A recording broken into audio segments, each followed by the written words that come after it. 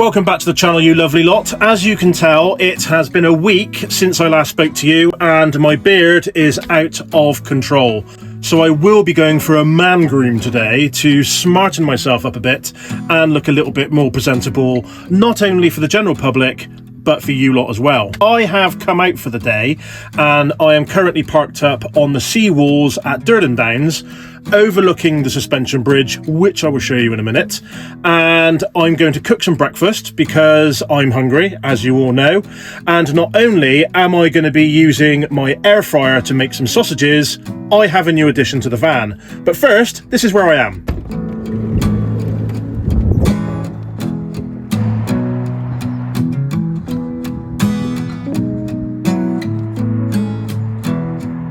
Couple of new things first I want to show you. I think I did show some of you in my last video that I have finally got my towel holder connected to the van via Gorilla Glue.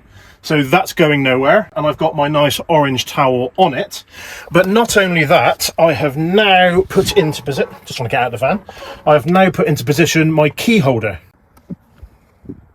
So that is ideal for when I'm inside of the van. I don't chuck it down somewhere and forget where I've put it. It's now in one place, so that's where it's going to stay. As some of you know, I managed to get myself a nice cheap 700 watt air fryer to go inside the van, which is going to be connected up to my power station. So I was thinking, what else could I get? So what I decided to do was completely random, but it does work. So I'm going to use it for my breakfast this morning. I've also got a microwave. So now in my cooking arsenal, I have an air fryer, a microwave, a Ridge Monkey and a gas hob Kadak thing. So I am completely set for when I'm out in the wild, off grid, plenty of food, and the world is now my oyster.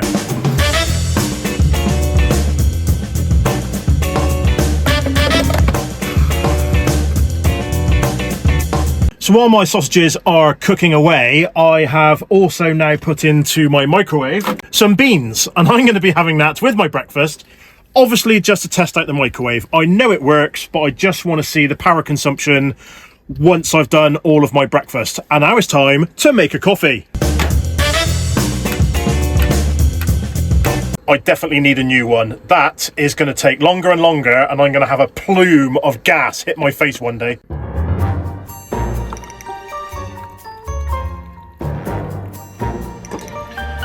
You have just ruined my pouring and my view. Oh, people. Home from home. Cheers, everyone. Perfecto. Right, while I'm having my coffee, I will say that what I did last night is I slept out in a completely random place. It wasn't even worth filming, to be honest, because it was just some, like, street.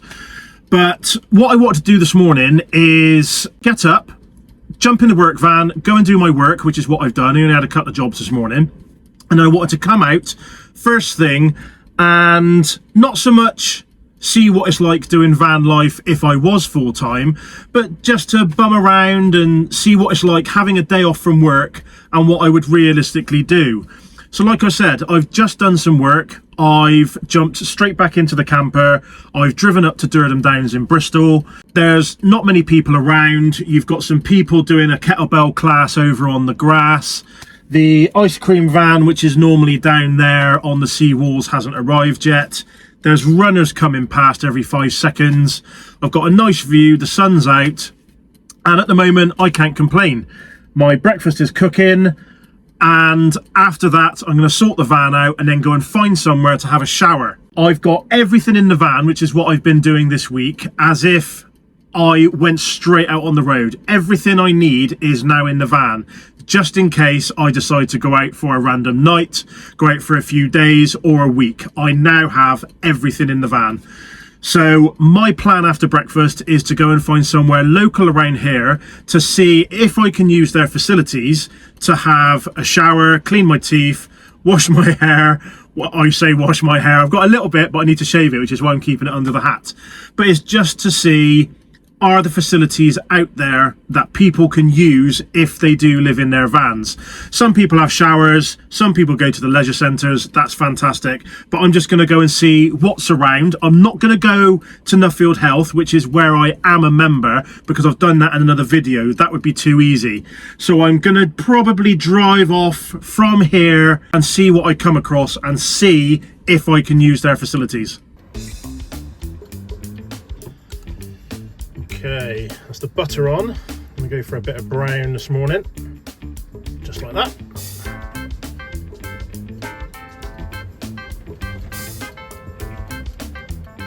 You're probably wondering where my table's gone that I normally prepare everything on. Well, when I said I packed everything in the van, I haven't. I completely forgot. It's not as if it's inconspicuous with the size of it, but I completely forgot to put it back in. So I'm making do with what I have.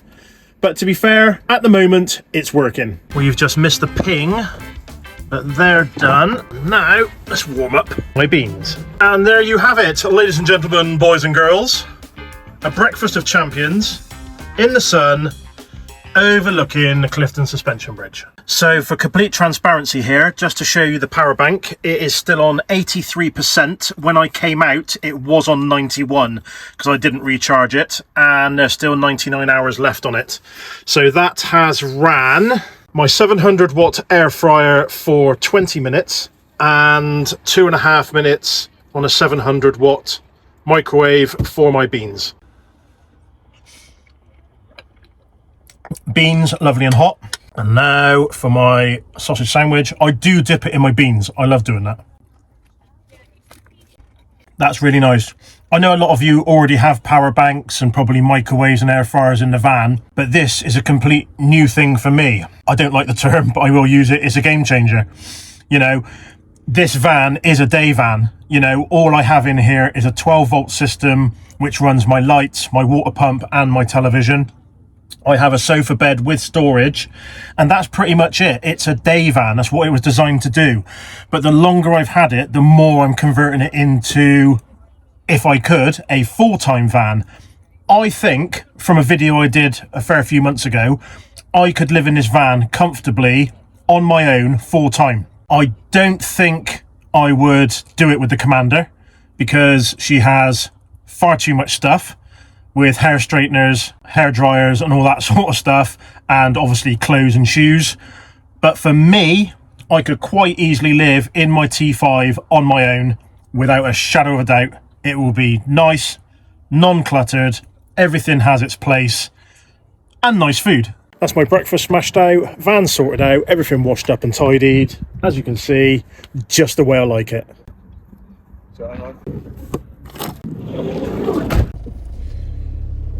Right, time to leave the seawalls here on the Downs in Bristol. Like I said, van sorted out, breakfast done and all that jazz. So yeah, the upgrades that I've put into the back of the van so far, I'm really loving. The power station, the air fryer, the microwave, the little hanging things I got from Chris Sloan's. It's all adding to being comfortable in the van, no matter where I go or for how long. For those of you that do know Bristol, there's a massive thing going on at the moment with people living in their vans, caravans. It's known as Caravan City, down by IKEA, just off the M32 in Bristol. And also up here on the Downs, there's a lot of people that live up here. The majority of the vehicles have been clamped. They've got signs all over them.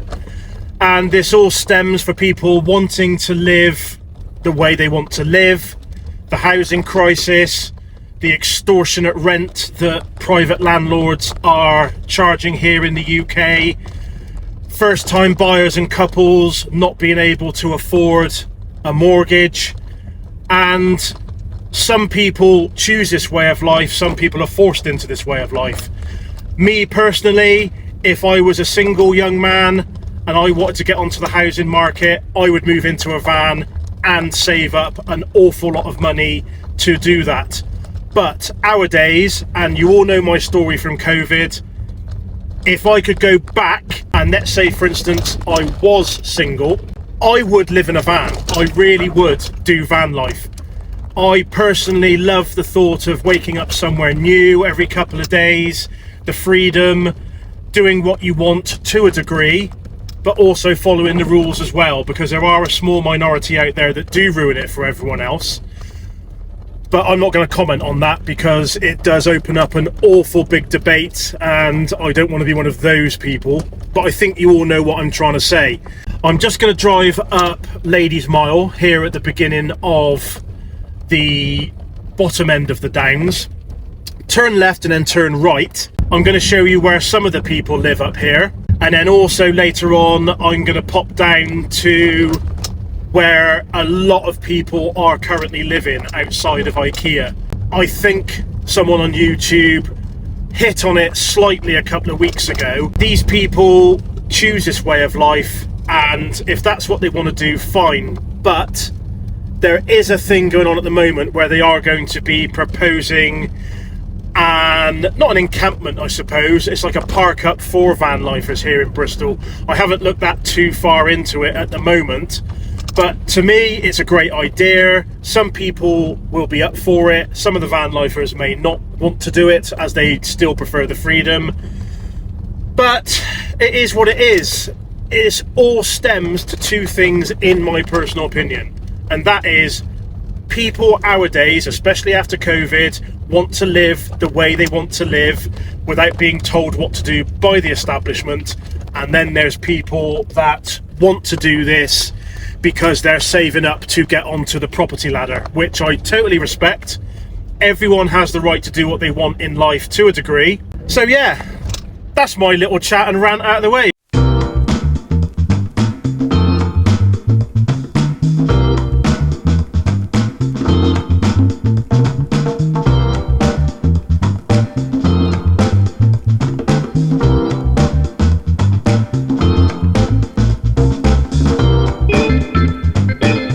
Right, I've just got to Horfield Leisure Centre here in Bristol, and I'm going to go and see if I can use the facilities, and if so, how much it is.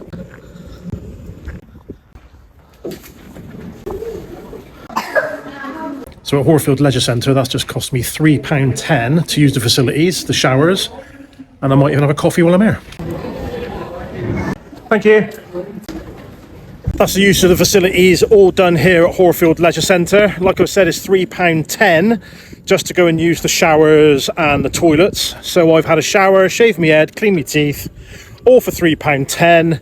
Obviously, if I did van life and did that every day, it's going to be an awful lot of money. But I class that as a bit of a perk if you are doing van life. Like I said, some people do a strip wash in the van, they've got showers, blah, blah, blah. But for me, this is convenient for me to use, and I don't mind paying £3.10, but it wouldn't be every day. Well, since coming out of the leisure centre, it's heated right up. I've just been chilling out here for about 5 or 10 minutes, and it's far too hot. I chose the wrong t-shirt to put on, my thick green one, so I've gone for my thin black one by Rogue Alloy.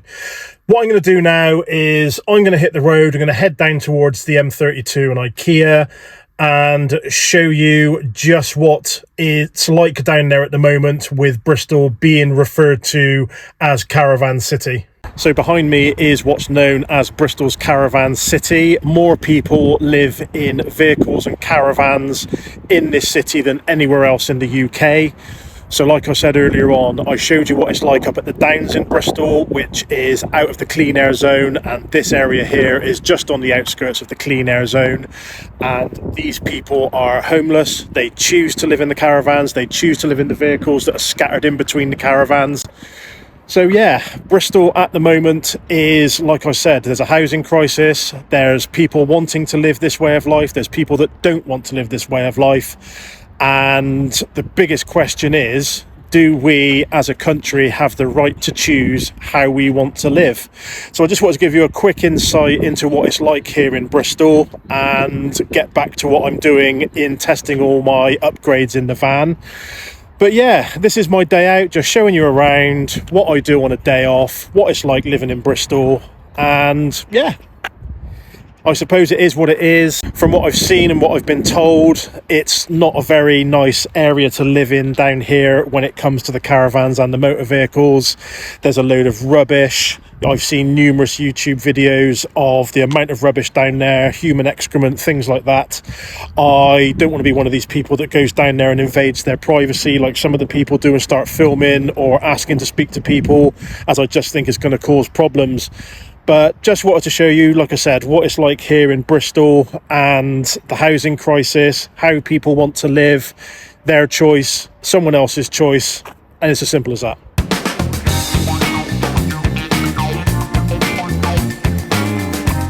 That's better. My male grooming is now finished. It feels a lot better and a lot shorter.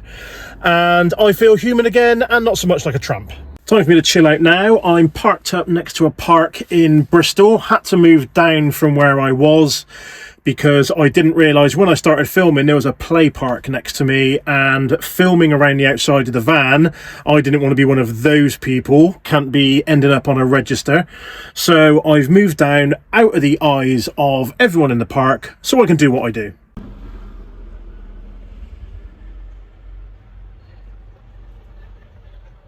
Right then, you lovely lot, I'm going to leave it there. I would be really interested to know what you thought about what I showed you earlier on with Caravan City in Bristol, down by IKEA, up on the Downs. Do we have the right to live where we want in the UK? Should we be told how to live? Should we be told where to live? I would be really, really interested. I know it divides a lot of people. There's people out there that don't agree with van life. There's people that do agree with van life. There's people that want to move into vans to save for a house. There's people that want to move into vans 24/7, 365 days a year, not to save up for a house, but to have that way of life and have the freedom.